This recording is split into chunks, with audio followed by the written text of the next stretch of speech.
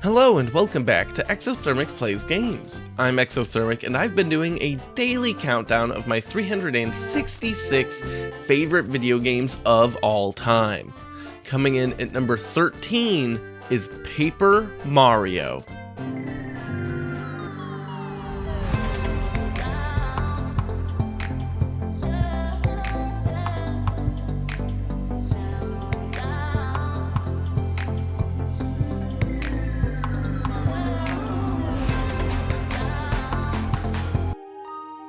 In the handful of other Mario games that have appeared in the last couple of months on my channel, I've talked about that title being my favorite of a specific kind of Mario.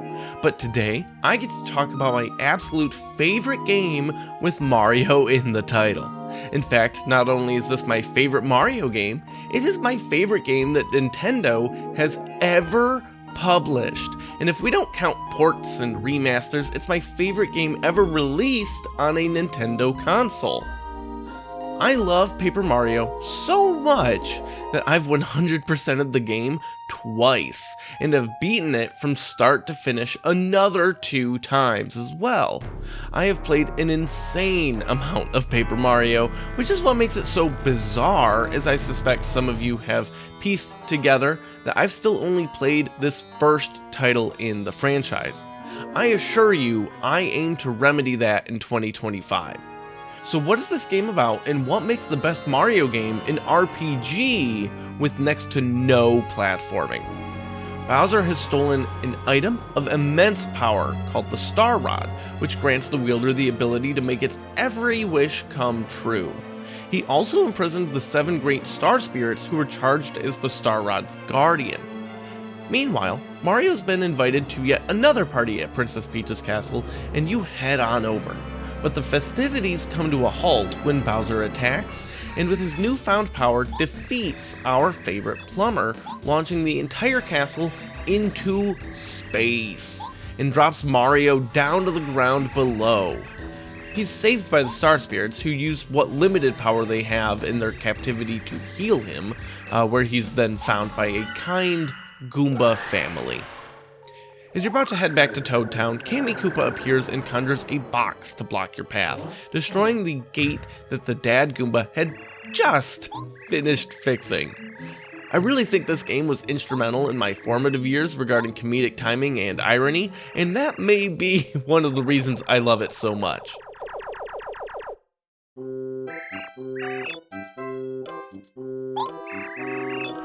Then immediately after that, you go to grab the hammer from the grandpa, and the veranda he was on had fallen. I love the Looney Tunes physics going on here, and every time they make a joke reminding you that you're made of paper, it is great. So you get the hammer, you go beat up some big Goomba minion of Bowser, and you get back to the Goomba village. There, Goombario, yes that's their name, joins you as your first party member. I really like the way Paper Mario handles your party. In combat, there's only ever Mario and the one other character on your side, and anywhere from 1 to several enemies you have to fight. Mario's attacks largely revolve around jumping on enemies, as he is, known to do, but also the hammer you got. Over the course of the game, you can upgrade the jump and your hammer, which allows you to access new areas and do new things, but the most fundamental thing about the game is that after the prologue is finished, you get an item that allows you to improve your attacks and defense each time it comes up. Whenever you're attacked, if you press A just before you take the damage, you'll take less.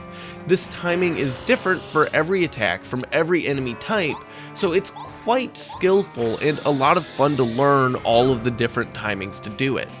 For improving your own attacks, that depends on the attack itself.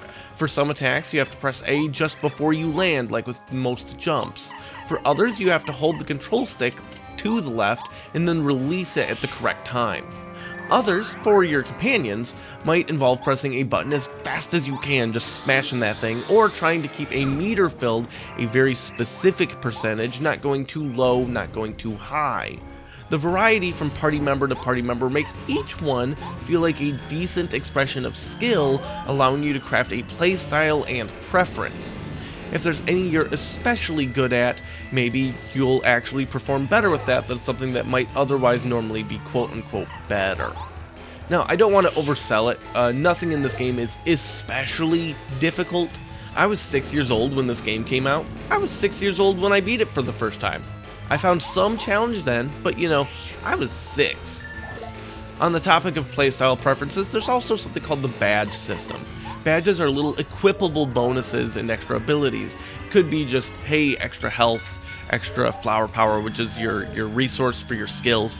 But it could also be things like, if you spin dash into an enemy, you start the fight with them dazed. It can even be purely cosmetic things, which typically don't cost any points and are just a fun, flavorful way of adding options to the game. You equip one to change what the sound effects of your attacks are like. So there's lots of fun little stuff with the badges, and you get them in a variety of ways too. You can find them on the ground, like in little hidden areas, or sometimes there's blocks that they'll pop out of, but most of them you get from buying from a vendor that takes star pieces, which are also hidden items you find throughout the world. Like you can find a false floor that if you ground pound it'll flip over and reveal the hidden item, or maybe you hit a tree with your hammer and it falls out of it. But also you can get it for helping members of society. For example, with hitting a tree, there was a doll that fell out, and that belongs to Goombario's sister, and you take that to her and then she gives you a star piece because you did a good deed. But over the course of the game, you're trying to take down Bowser by traveling all over the Mushroom Kingdom and beyond, saving the legendary Star Spirits. Each one is kept prisoner in a place of power for part of Bowser's army or minions, and in addition to being necessary to the story, they can help you in combat by spending a charging meter of basically wish power. Mario can wish to the stars and get bonuses, like healing, or massive damage to the whole screen, or putting enemies to sleep. The first one is in the Koopa Bros Fortress, so you're basically beating up the Teenage Mutant Ninja Turtles, so I hope you feel really good about that. Many enemies in combat have a trick, like a little puzzle that helps defeat them. You're not just spamming attacks and grinding here. For example, with these Koopas, you need to jump on them first, or use a POW block, or find some other way of knocking them over, for example like when they stack up for their combo attack, so you can flip them on their back. Until you do that, they take less damage because of their shells. Notice how they're lined up after they fall over? Well, Cooper here, who I've recruited after I saved Koopa Village from some little monsters, can do a spinning shell attack that hits every enemy on the ground, reminiscent to me of things like Super Mario World's 1-2 level, where you can get a guaranteed 1-up by throwing a Koopa shell at a big string of enemies right at the start. But these mini combat situations aren't the only puzzles in the game. Far from it, actually. Each area you're exploring typically has puzzles to solve in order to reach the dungeon containing the Star Spirit, but also to navigate throughout it as well. Often this relies on your party's special abilities. All of your party members have a special thing they can do outside of combat, and that's one of the things that makes them all so endearing. Goombario can give you information about the area you're in. Cooper can launch his shell to hit faraway buttons or retrieve items. Bombette, a fiery lady bomb-bomb, can explode, revealing holes in walls for you to pass through. Parakarry carries you over gaps, but my favorite is Lady Bo, a very sassy boo who can grab you to turn you invisible. She does this both in and out of combat and allows you to solve many puzzles by nature of matter going through you or enemies not knowing you're there. I love Boo's Mansion as a dungeon, and it's one of my favorite sections of the game, though I'm sorry to say I didn't have the time to record that for you. I thought I'd be able to go back and check out previous areas in the file I have here on my Nintendo Switch that's at the very end of the game, but either you can't go back without finishing the rest of the game once you're in that dungeon, or I just don't remember how. I love Boo's Mansion though, but the game is really just filled with amazing locations. Shy Guy's Toy Box is another favorite. It's literally just a magical toy box, and you shrink down to be super tiny in order to get in there. The Shy Guys are great characters anytime they show up in a Mario game, and I love the little general dude that's the boss. Plus, fixing up the toy train tracks so you can navigate around is a lot of fun. Toad Town itself is a large, bustling place with new areas that you unlock over the course of the game. I especially love exploring the underground parts of it and sewers for a couple of reasons. Once the increasingly powerful blooper you run into as you keep exploring down there, using mobility options from your newfound party members like Sushi, the Cheep Cheep, to cross bodies of water, is some of the best boss fights in the game. But 2, you get warp pipes. The world is very large, so it can be frustrating if you need to travel from Koopa Village all the way to Lava Lava Island, for example, and being able to go from place to place that way saves a ton of time. And of course, it's just yet another reference to previous Mario titles. But perhaps my favorite location throughout the whole game is none other than Peach's castle. Every time you free a new Star Spirit, you get a little break as Mario and control Peach, who is held prisoner in her own home, but she knows secret passageways throughout the castle and is being helped by a little tiny star named Twink.